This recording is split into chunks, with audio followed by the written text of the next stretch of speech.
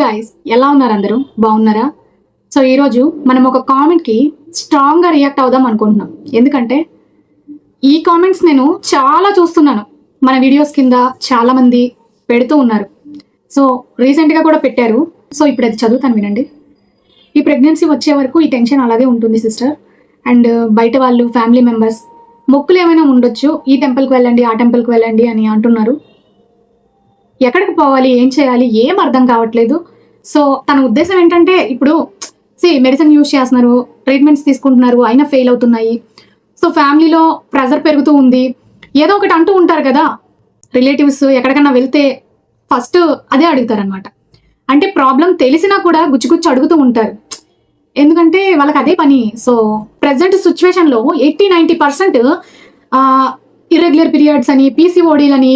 So వాళ్ళు కూడా ఇదే జనరేషన్లో బ్రతుకుతున్నారు కదా. సో వాళ్ళ ఫ్యామిలీస్లో కూడా ఇప్పుడు కాకపోతే ఫ్యూచర్లో అయినా ఇలాంటి పరిస్థితులు వస్తాయి. వాళ్ళ ఫ్యామిలీస్లో కూడా ఇలాంటివి ఉంటాయి, కానీ అవి బయట పెట్టరు అనమాట. పక్కన వాళ్ళకి మాత్రం చాలా ఇంట్రెస్ట్, అవన్నీ కావాలి. ఏం జరుగుతుంది ఏంటి, ఇంకా మీరు చూపించుకోవట్లేదా, ఇంకా మీరు ట్యాబ్లెట్స్ వాడట్లేదా, వాడండి, సలహాలు ఇస్తూ ఉంటారనమాట, ఉచిత సలహాలు. వాళ్ళ ఫ్యామిలీస్లో ఆల్రెడీ ఇలాంటి ప్రాబ్లమ్స్ని సంవత్సరాల తరబడి ఫేస్ చేసే వాళ్ళు ఉంటారు. బయట వాళ్ళకి అంటే వాళ్ళు ఎదురు తిరిగి సమాధానం చెప్పలేరనో, లేదంటే ఇంకేదనో, వాళ్ళ ఇంటెన్షన్ ఏంటో అర్థం కాదు. వాళ్ళకి ప్రాబ్లం ఉందని తెలుసు, వాళ్ళు దాంతో సఫర్ అవుతున్నారని తెలుసు, అన్నీ తెలిసి కూడా గుచ్చి అడుగుతూ ఉంటారు. అలాంటి వాళ్ళని ఏమనాలి? ఇది ఒక్కటే కాదు, ప్రతి వీడియోలో ఇలాంటి కామెంట్ ఒకటి ఉంటూనే ఉంటుందన్నమాట. ఫస్ట్ ఆఫ్ ఆల్ వాళ్ళకి అసలు అండర్స్టాండింగ్ అనేది ఉండదు.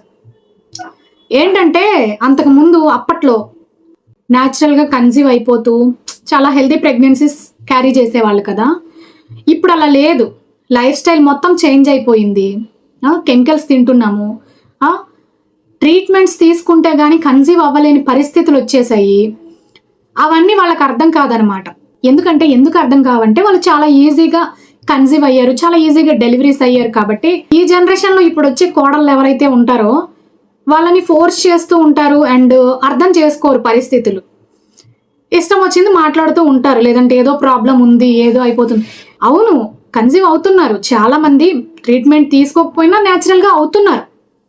కానీ మోస్ట్లీ నేను చెప్పేది ఇప్పుడు చాలా తక్కువ మంది, అలాగా చాలా ఎక్కువ మంది, ఎక్కువ పర్సంటేజ్ ఉన్నది ఇర్రెగ్యులర్ పీరియడ్స్, ఇన్ఫర్టిలిటీలు, మెడిసిన్ యూజ్ చేస్తేనే ప్రెగ్నెన్సీ రావడం మోస్ట్లీ ఎక్కువ పర్సంటేజ్ ఉంది.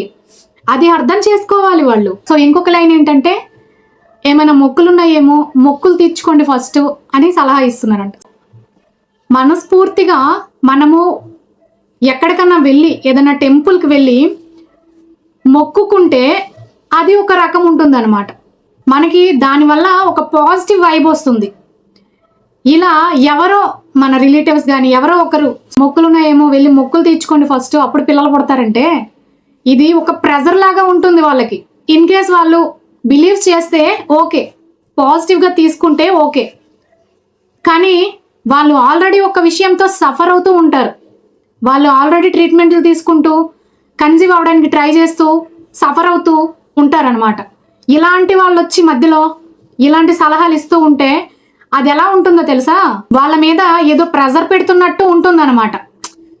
అది వాళ్ళంతటి వాళ్ళకి అనిపించాలి. అంటే మనం పలానా గుడికి వెళ్తే, మనం పలానా చోటుకి వెళ్తే మనకి పీస్ దొరుకుతుంది, మనం ప్రశాంతంగా ఉండగలుగుతాము, లేదంటే మనకి అక్కడి నుంచి ఒక పాజిటివ్ వైబ్ వస్తుంది అని వాళ్ళకి అనిపించాలి. వాళ్ళు వెళ్ళాలి, అంతేగాని బిలీవ్ ఉండాలి కదా, నమ్మకం ఉండాలి. ఫస్ట్ నమ్మకం అనేది ఉండాలి. అక్కడికి వెళ్తే పిల్లలు పుడతారు అనేది ఒక నమ్మకం, అంతేగాని కన్ఫామ్గా అక్కడికి వెళ్తే పుడతారు, ఇక్కడికి వెళ్తే పుడతారని సైంటిఫిక్గా ఏమైనా ప్రూవ్ అయిందా? లేదు కదా. అదొక బిలీఫ్ అంతే. అంతేగాని ఆ బిలీఫ్ని కూడా ఫోర్స్గా రుద్దుతారు. ఎందుకు అలాగా? వాళ్ళకి తెలుసు కదా. అయినా నాకు తెలియక అడుగుతాను, ఇప్పుడు పిల్లలు పుడితే కనాల్సింది వాళ్ళే, పెంచుకోవాల్సింది వాళ్ళే, కష్టపడి చదివించాల్సింది వాళ్ళే. ఇక్కడికి వీళ్ళేదో పిల్లలు పుట్టగానే మొత్తం మంచి చెడ్డ వాళ్ళే చూసుకుంటారేమో అన్నట్టు ఫోర్స్ చేస్తూ ఉంటారనమాట. ఎందుకలా? అండ్ ప్రజెంట్ కొంతమంది ఆడపిల్లలు ఇలాంటి సిచ్యువేషన్స్ని ఫేస్ చేస్తూ ఉన్నారంటే వాళ్ళకి లోపల ఎంత మెంటల్ ప్రెషర్ ఉంటుందో మీకు తెలుసా? అది కాకుండా ఇది ఎక్స్ట్రా అనమాట, ఎక్స్ట్రా డోస్. ఇది కూడా మనం ఇంటేక్ చేయాలి లోపలికి. ఇంకా ఇవన్నీ స్ట్రెస్ తీసుకుంటూ ఇంక లోపలికి అన్నీ పెట్టుకుంటే ఇంకా ఏం కన్జ్యూమ్ అవుతారు? ఎక్కడికైనా వెళ్ళినప్పుడు, లేదంటే ఏమన్నా ఫంక్షన్లో తిరిగినప్పుడు గుచ్చి అడగడం, లేదంటే వాళ్ళే ఇంటికి వచ్చినప్పుడు అడగడం, సలహాలు ఇవ్వటం, ఉచిత సలహాలు. అంటే ఇక్కడ ఎవ్వరు పెళ్ళయ్యి ఆ ప్రెగ్నెన్సీ ప్లానింగ్స్ చేసుకునే వరకు వస్తున్నారంటే వాళ్ళు ఏం చిన్నపిల్లలు కాదు కదా, ఎంతో కొంత నాలెడ్జ్ ఉంటుంది వాళ్ళకి. ఈ చెప్పే వాళ్ళకే ఉండదు నాకు తెలిసి. ఏమన్నా అనుకోండి మీరు, నాకు సంబంధం లేదు. ఎందుకు నేను ఇలా అంటున్నానంటే, ఒకరి కండిషన్ మొత్తం తెలిసి కూడా మాట్లాడుతూ ఉంటారనమాట. సో అలాంటి వాళ్ళ గురించి ఇలా మాట్లాడడం తప్పు లేదు. సో నా విషయానికి వస్తే నేను పెద్దగా ఎవరితో మాట్లాడను, ఎవరి జోలికి వెళ్ళను. అయినా కూడా అలాంటి వైబ్ నేను ఫేస్ చేశాను అనమాట. నాకు అలాంటి ఒక ఫోర్స్ కనిపించేది అనమాట. అంటే మాకు పెళ్ళైనప్పుడే వేరే వాళ్ళకి అయ్యింది, వాళ్ళు కన్సీవ్ అయిపోయారు, మీరు ఇంకా అవ్వలేదు. సో నేను తొందరపడ్డాను అనమాట. అంటే మనకి ఒక ఫోర్సింగ్ వైబ్ కనిపిస్తూ ఉంది. సో మన ఇంట్లో ఒక ఫోర్సింగ్ వైబ్ కనిపిస్తూ ఉంటే మనం కొంచెం తొందరపడతాం కదా. అంటే నిజమే కదా, బయట మాతో పాటు పెళ్ళైన వాళ్ళు కన్సీవ్ అయ్యారు, లేదంటే బయట వాళ్ళని చూసే కదా ఇంట్లో వాళ్ళు ఫోర్స్ చేసేది. సో అలాగా నేను కూడా కొంచెం తొందరగా వెళ్తే తొందరగా కన్సీవ్ అయిపోతానని చెప్పి నేను వెళ్ళడం జరిగింది. ఆ తర్వాత 1 year గ్యాప్ వచ్చింది. ఆ 1 yearలో నేను ఎంత సఫర్ అయ్యానో నేను లాస్ట్ వీడియోలోనే మీకు పోస్ట్ చేశాను. మీకు ఒక విషయం చెప్తాను, గుర్తుపెట్టుకోండి. మనము ఏదైనా ప్రాబ్లంలో ఉన్నప్పుడు చాలా కష్టంగా ఉంది, అసలు మనకి మన లైఫ్ మీద గ్యారంటీ లేదు అనే సిచ్యువేషన్ నేను ఫేస్ చేశాను కదా. సో అలాంటి సిచ్యువేషన్లో మనల్ని ఎవరైతే కేర్ చేస్తారో, మనల్ని కనీసం ఎవరైతే పట్టించుకుంటారో వాళ్ళే మన వాళ్ళు అవుతారు కదా. అసలు కొంచెం కూడా కేర్ చేయని వాళ్ళని ఏమంటారు? కొంచెం కూడా పట్టించుకోని వాళ్ళని మన వాళ్ళని ఎలా అంటాము? అనం కదా. సో నేను కూడా అంతే, నేను అదే ఫార్మాలిటీని ఫాలో అవుతూ ఉంటాను అనమాట.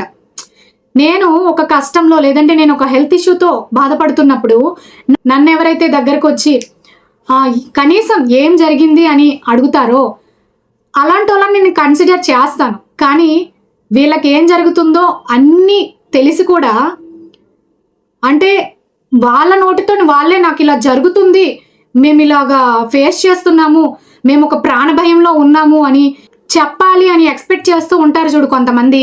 అలాంటి వాళ్ళు, అది ఏ రిలేషన్ అయినా అవ్వనివ్వండి, కానీ అలాంటి వాళ్ళు మన లైఫ్లో ఉంటే మనకే డేంజర్, చెప్తున్నాను కదా. అలాంటి వాళ్ళు కనుక మీ లైఫ్లో ఉంటే ఎంతవరకు దూరంగా ఉండాలో అంతవరకు దూరంగా ఉండండి. అంటే ఒకటి అంటారు కదా, మనం కష్టంలో ఉన్నప్పుడు, మన బాధలో ఉన్నప్పుడు ఎవరైతే వచ్చి మన బాధని పంచుకుంటారో వాళ్ళే మన వాళ్ళు. మనం హ్యాపీగా ఉన్నప్పుడు ఎవరైనా వస్తారు. ఇప్పుడు మనం ఒక పెద్ద ఫంక్షన్ చేసుకుంటున్నామంటే పిలిస్తే ఎంతమంది అయినా వస్తారు. మనం హ్యాపీగా ఉన్నప్పుడు మనతో హ్యాపీగా ఉంటారు వాళ్ళు.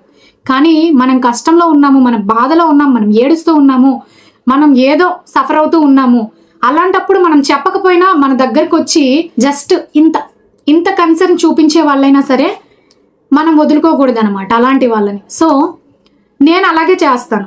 నేను చాలా ఫ్రాంక్గా చెప్తున్నాను కదా. నేను బాధలో ఉన్నప్పుడు నన్ను ఎవరైతే పట్టించుకోలేదో, పర్సనల్గా నన్ను ఎవరైతే కేర్ చేయలేదో, నాకు వాళ్ళతో పని లేదు. నేను వాళ్ళని అసలు కేర్ చేయను, అండ్ అసలు వాళ్ళని నేను మైండ్లోనే పెట్టుకోను. వీళ్ళు నా వాళ్ళు అని నేనైతే కన్సిడర్ చేయను అనమాట. మీరు కూడా ఇలాగే చేయండి అని నేను చెప్పట్లేదు. నా లైఫ్లో జరిగిన కొన్ని సిచ్యువేషన్స్ని ఎక్స్పీరియన్స్గా తీసుకొని నేనైతే మీకు ఇది చెప్తున్నాను అనమాట. ఇలాంటి కామెంట్స్ ఎవరైతే పెడుతున్నారో ఫైనల్గా మీకు నేను ఏం చెప్పాలనుకుంటున్నానంటే, కొంచెం కూడా కేర్ చేయకండి ఆ మాటలు. ఎందుకంటే వాళ్ళకి తెలిసి అంటారో తెలియకంటారో మనకి క్లారిటీ ఉండదు. ఎందుకంటే వాళ్ళకి అంత అవగాహన ఉండదు అనమాట. కాబట్టి మనమే కొంచెం జాలిపడి వాళ్ళని లైట్ తీసుకోవాలన్నమాట. అలాంటి మాటలు ఎవరి దగ్గర నుండైనా వస్తే జస్ట్ ఒక చిన్న స్మైల్ ఇచ్చి ఇగ్నోర్ చేయండి. ఇంతకు మించి మనం ఏం చేయలేము. ఎందుకంటే ఆ మాటలు అనేవి మన ముందైనా మన వెనకైనా సరే అవి మనకి తెలిసినప్పుడు చాలా హట్టింగ్గా ఉంటాయి మన మనసుకి తీసుకుంటే. ఆ మాటలు అనే వాళ్ళతో మనకి ఎలాంటి రిలేషన్ అయినా ఉండనివ్వండి, చాలా లిమిటేషన్లో అయితే ఉండాలి. అలా ఉంటే అప్పుడు ఆ మాటలు మనం తీసుకోవాల్సిన పనే లేదు కదా, అవునా కదా? సో నేను లాస్ట్ వీడియోలో పోస్ట్ చేశాను కదా నా ఫస్ట్ ఫాలిక్యులర్ స్టడీ ఎక్స్పీరియన్స్. దాంట్లో నేను చెప్పింది నా బ్యాడ్ చాప్టర్. 1 year నేను అంత సాడ్ సిచ్యువేషన్ని ఫేస్ చేస్తున్నప్పుడు నాకు అర్థమైందనమాట ఎవరు మన వాళ్ళు, ఎవరు మన వాళ్ళు కాదు అనేది. సో నాకు అప్పుడు క్లారిటీ వచ్చేసింది. కాబట్టి నేను మన వాళ్ళు అనుకునే వాళ్ళతో నేను మంచిగా ఉంటాను. ఆ సిచ్యువేషన్లో వీళ్ళు మన వాళ్ళు కాదు అని ప్రూవ్ అయినాక వాళ్ళతో నేను అసలు లిమిట్స్లో కాదు కదా, అసలు కేర్ కూడా చెయ్యను నేను. సో ఇదనమాట, అలాగే ఉండాలి. సో మీరు ఒక విషయం మీద పోరాడుతూ ఉన్నారు, ప్రెగ్నెన్సీ ట్రీట్మెంట్ తీసుకుంటూ ఉన్నారు, మెడిసిన్స్ ఉంటాయి, ఈ స్ట్రెస్ యాంగ్జైటీ ఇవన్నీ ఉంటాయి. దీనికి తోడు ఇప్పుడు వాళ్ళ మాటలు వీళ్ళ మాటలు ఎక్కించుకుంటే ఇంకా ఇప్పుడు మీకు ఇచ్చే ఈ మెడిసిన్స్ డోస్ కంటే డబల్ డోస్ అయిపోతుంది. మీకు అర్థం కావట్లేదు. కామ్గా ఉండి ఆ మాటల్ని ఇగ్నోర్ చేయడానికి ట్రై చేయండి. పట్టించుకోవద్దు, అస్సలు పట్టించుకోవద్దు. ఒకవేళ ఓకే అక్కడికి వెళ్ళండి ఇక్కడికి వెళ్ళండి మొక్కులు తీర్చుకోండి అని చెప్తున్నారు అని అంటున్నారు కదా, దానికి మీ హస్బెండ్ ఎలా స్పందిస్తున్నారు అనేది ఇంపార్టెంట్ మీకు. నిజమే కదా, వెళ్ళి మొక్కులు తీర్చుకుందాం అని ఆయన గ్రీన్ సిగ్నల్ ఇస్తే వెళ్ళటానికి ప్రాబ్లం ఏముంటుంది, వెళ్ళండి. సో మీకు వెళ్తే పాజిటివ్ వైబ్ వస్తుంది అండ్ మంచిగా ఉంటుంది కదా. సో వాళ్ళ చెప్పారని మీరు తిరిగి మీ హస్బెండ్ మీద ప్రెజర్ పెట్టడం అలా చేయకండి. ఎందుకంటే కొంతమందికి బిలీఫ్ ఉంటుంది, చెప్తారు, కొంతమందికి ఉండదు, తీసుకోలేరు, ఇలా ఉంటాయి అన్నమాట పరిస్థితులు. సో సలహాలు ఇచ్చేవాళ్ళు ఇస్తారు, అది మనం ఎంతవరకు తీసుకోవాలనేది మన మీద ఆధారపడి ఉంటుంది అనమాట. ఆ సలహాలు తీసుకోవాలా వద్దా, లేదంటే ఆ సలహాలు ఇస్తున్నారు కదా అని మనం స్ట్రెస్ తీసుకోవాలా అనేది మన మైండ్ సెట్ మన మీద ఆధారపడి ఉంటుంది అనమాట. సో మీకు ప్రాపర్గా మీకు కంప్లీట్గా ఏదైనా చెయ్యాలి అనిపిస్తే మీరు చేయండి. అది కూడా హస్బెండ్ అండ్ వైఫ్ డిస్కస్ చేసుకొని మనకిది బాగుంటుంది అనిపిస్తుంది, అక్కడికి వెళ్తే మనకి పాజిటివ్ వైబ్ వస్తుందేమో, లేదంటే పాజిటివ్గా ఏదైనా జరగచ్చేమో, సో వెళ్దాము అని మీరు డిస్కస్ చేసుకోవాలి. ఎవరో థర్డ్ పర్సన్ వచ్చి సలహా ఇస్తే దాని గురించి మీరు ఎక్కువ థింక్ చేస్తూ ఎక్కువ స్ట్రెస్ తీసుకోవడం అనవసరం అనిపిస్తుంది నాకైతే. సో నేనైతే ఇదే చెప్పాలనుకున్నాను. అండ్ ఇంకా చాలా చెప్పాలి, చాలా విషయాలు మీతో షేర్ చేయాలి. సో ముందు వీడియోలో నేను చెప్తూ ఉంటాను. అండ్ వీడియో లెంత్ అవ్వకుండా మనం ఇక్కడికే క్లోజ్ చేసేద్దాము. సో ఇదే గైస్. సో మీ కామెంట్కి నేను కరెక్ట్గా ఆన్సర్ చేశానని అనుకుంటున్నాను. ఒకవేళ మీకు నేను చెప్పింది కరెక్టే అనిపిస్తే ఒక హార్ట్ సింబల్ పెట్టండి కామెంట్లో, సో దట్ నేను అర్థం చేసుకుంటాను మీకు నచ్చిందని. ఇంతే గైస్, నెక్స్ట్ వీడియోలో కలుద్దాం. వీడియోని కంప్లీట్గా చూసినందుకు థ్యాంక్ యూ సో మచ్.